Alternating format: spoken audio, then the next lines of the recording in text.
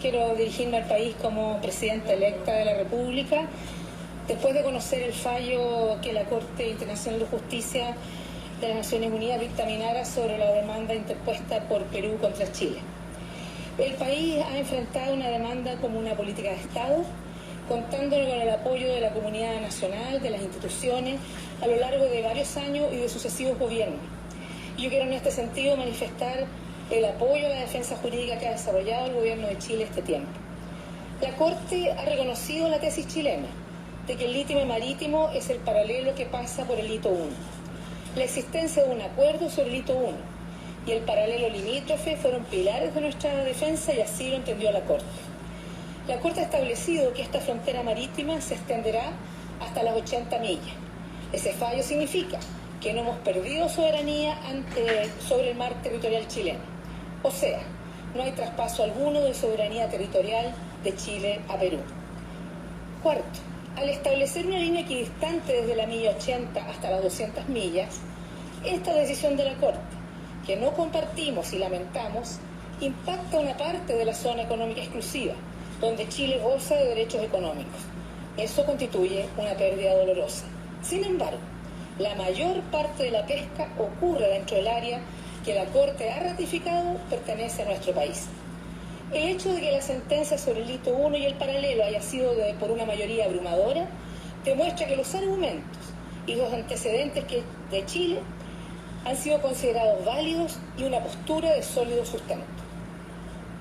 El fallo es obligatorio para nuestro país. Analizaremos en detalle la decisión adoptada por la Corte Internacional de Justicia, a fin de conocer sus alcances y examinar sus fundamentos.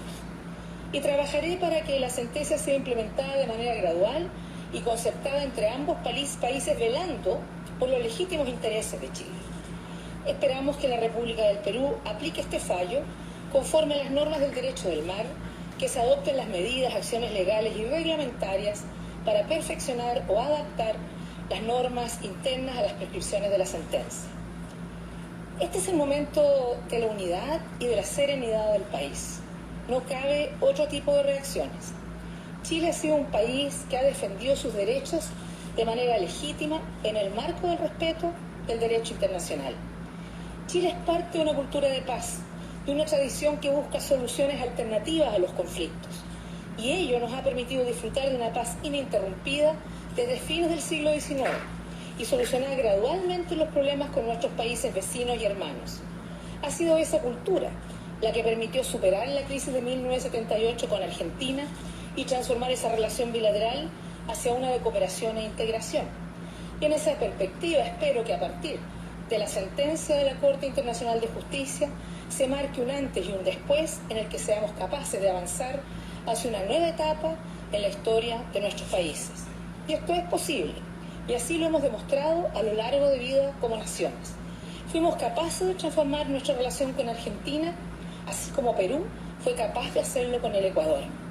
Trabajaremos para que la paz y la cooperación marquen la relación entre Chile y Perú. Y estoy segura que con determinación y respeto, ambos países seremos capaces de construir un futuro de progreso y bienestar para nuestros ciudadanos. Muchas gracias.